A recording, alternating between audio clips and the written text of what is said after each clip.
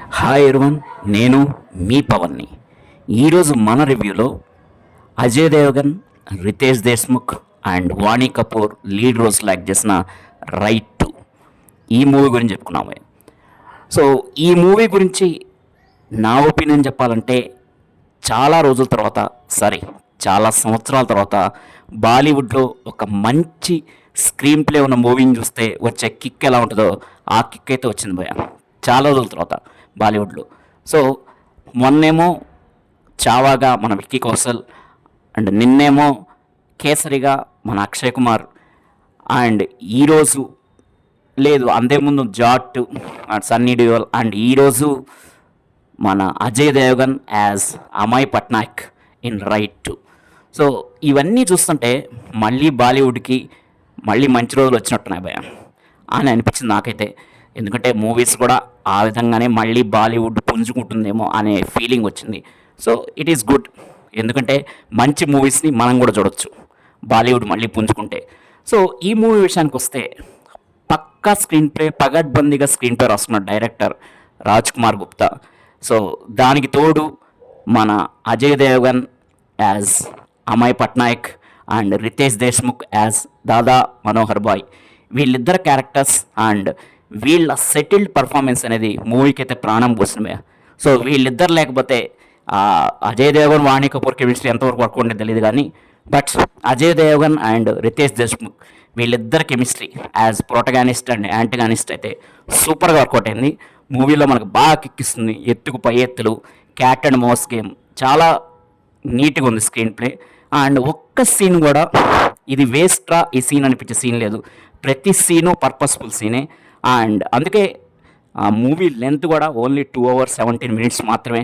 And ప్రతి character కూడా purposeful character, ఆ చిన్నదో పెద్దో కంపల్సరీగా ఆ క్యారెక్టర్కి అయితే ఒక ఇంపార్టెన్స్ అయింది, వేస్ట్ క్యారెక్టర్ ఒకటి కూడా లేదు. సో ఇలా పగడ్బందీగా క్యారెక్టర్స్ విషయంలో, స్క్రీన్ ప్లే విషయంలో అయితే చాలా పర్ఫెక్ట్గా రాసుకున్నాడు మన director. And background score by Amit Trivedi is top notch in some scenes. కొన్ని సీన్స్ అయితే ఎలివేట్ చేసింది, మెయిన్గా రైడ్ జరిగే సీన్లు. సో స్టోరీ గురించి మనకు తెలిసిందే, రైడ్లో ఉన్నది స్టోరీయే దీంట్లో కూడా స్టోరీ, బట్ కొంచెం డిఫరెన్స్ ఉన్నాయి. అక్కడ ఓన్లీ రైడ్ మీద మాత్రమే మూవీ నడుస్తుంది, ఇక్కడ కొన్ని డిఫరెన్సెస్. రైడ్ చేసిన తర్వాత తనకేం దొరకపోతే మన అమయ్ పట్నాయక్ అదే అజయ్ దేవగన్ సస్పెండ్ అయితే, ఆ తర్వాత తను స్క్రీన్ మీద కనిపించకుండా ఆన్ స్క్రీన్ మీద నేను హీరోని, నేనే ఉండాలి మొత్తం అని కాకుండా తను స్క్రీన్ మీద ఉండక తన ఆఫీసర్స్ ద్వారా ఎలా కథ నడిపించాడు, ఫైనల్గా రితేష్ దేశ్ముఖ్ని ఎలా పట్టించాడు. రితేష్ దేశ్ముఖ్ క్యారెక్టర్కి వస్తే he's a bad politician, but సమాజం దృష్టిలో మాత్రం చాలా గుడ్గా ఉంటాడు. సో చాలా కన్నింగ్ పొలిటీషియన్, అండ్ చాలా డబ్బు అండ్ గోల్డ్ రకరకాలు చాలా ఉంటాయి, షెల్ కంపెనీస్ ఇవన్నీ పట్టుకోవాలని మనం ట్రై చేస్తాడు కానీ ఫెయిల్ అవుతాడు. కానీ తర్వాత సెకండ్ హాఫ్లో రకరకాల థ్రెడ్లు పట్టుకొని ఎట్టకేలకు మనకి రితేష్ దేశ్ముఖ్ని అయితే పట్టుకుంటాడు. ఆ సీన్లు, వాళ్ళు ఎత్తుకు పై ఎత్తే సీన్లు, టిప్స్ ఇచ్చుకునే సీన్లు అయితే చాలా బాగున్నాయి, పర్ఫెక్ట్గా ఉన్నాయి. మనల్ని అయితే ఎంజాయ్ చేయొచ్చు. 2 hours 17 minutes we can enjoy the movie. ఎక్కడ కూడా ఇది బోర్ ఉంది ఈ సీన్ అవసరమా అనే ఫీలింగ్ అయితే రాదు. సినిమా అయితే ఒక్క సీన్ కూడా బోర్ లేదు, అంత మంచిగా స్క్రీన్ ప్లే రాసుకున్నాడు director.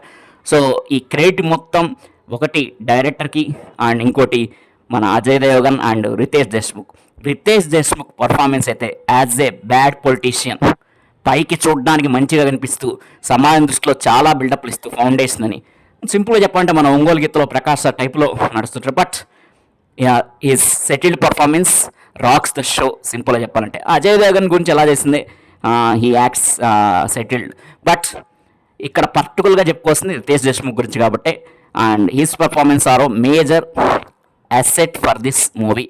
And Vaani Kapoor as wife of Ajay Devgan, brief role but okay ఉన్నంతలో కనబడదు. ఇలా చాలా క్యారెక్టర్ ఉన్నాయి, బట్ ప్రతి క్యారెక్టర్కి అయితే ఒక ఇంపార్టెన్స్ అయితే కంపల్సరీ ఉంది. సో అందుకనే ఈ మూవీని అయితే ఎట్టి పరిస్థితిలో మిస్ కావద్దు. మీ అవైలబుల్ థియేటర్స్లో కంపల్సరీ ఈ మూవీని చూడండి. బాలీవుడ్ మూవీ దమ్మేంటో చాలా రోజుల తర్వాత మళ్ళీ ఒకసారి ప్రూవ్ అయింది. సో ఈ మూవీ అయితే కంపల్సరీగా ప్లాన్ చేసుకోండి, అందరు చూడండి.